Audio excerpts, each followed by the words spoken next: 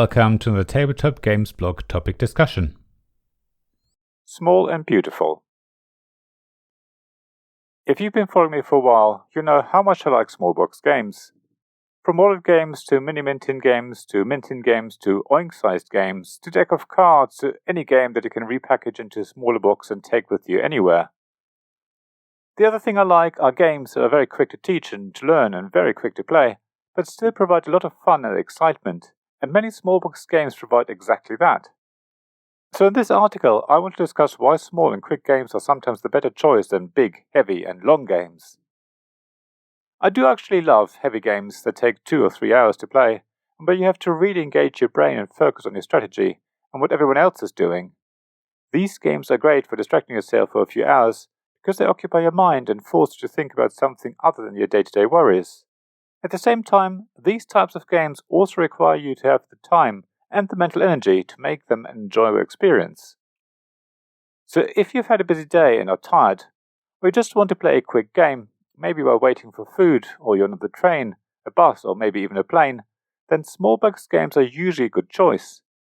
Many of these games will play quite quickly and are often not too taxing mentally, but that's not always the case, and I would be doing them a huge disservice if I didn't acknowledge that a game in a small box can pack a huge punch. For the purpose of this article though, let's just look at those small box games that are indeed very quick to learn and very quick to play, while at the same time not requiring too much brain power. There are several reasons why I think those games are sometimes the better choice. As already mentioned, you don't always have time for the 3-hour game or you're too tired. That's not all though. Learning a new game is always a barrier to playing it, unless the learning experience is quick. The same goes for teaching a new game.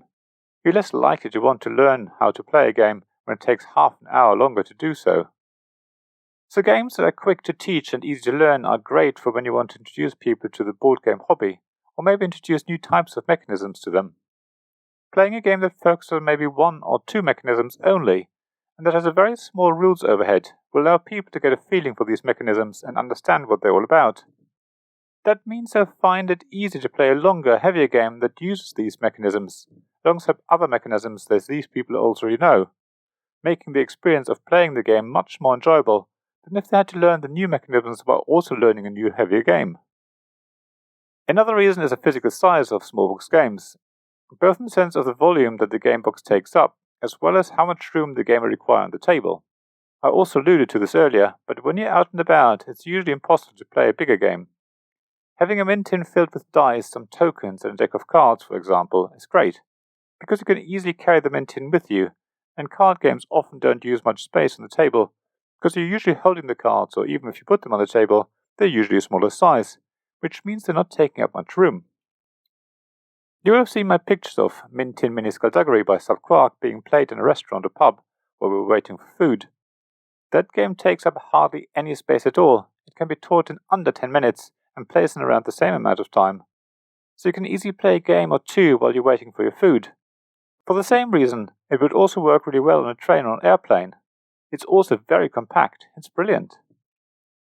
There are many other small box games that do the same, of course. There are some that are heavier on luck at one end, and games that require a bit more thinking and planning at the other. I'm pretty certain you'll be able to find one that fits what you're after, while still being quick to play and not needing much room on the table. The last reason I want to mention why small box games are sometimes the better choice over big long games is this. Many small box games are often made by small publishers or even self-publishers. These games often have been made with a lot of love and passion. They are often very different to games you're used to and offering something special that will make playing them a real treat. Small box games can be like tiny jewels that try and grab your attention, but too often are overlooked. So, if you take away one thing from this article, it's that small box games are just as important as bigger, heavier, longer games. If you haven't done so yet, then give them a try and check out publishers like Quark, Button Shy, Oink Games and Nathan Manier. Links in the description below. Thank you for listening to this Tabletop Games blog topic discussion podcast. Please check the description below for links mentioned in this episode, as well as to the written version of this article on the blog. If you enjoyed this episode, please subscribe, give us some stars or leave a review.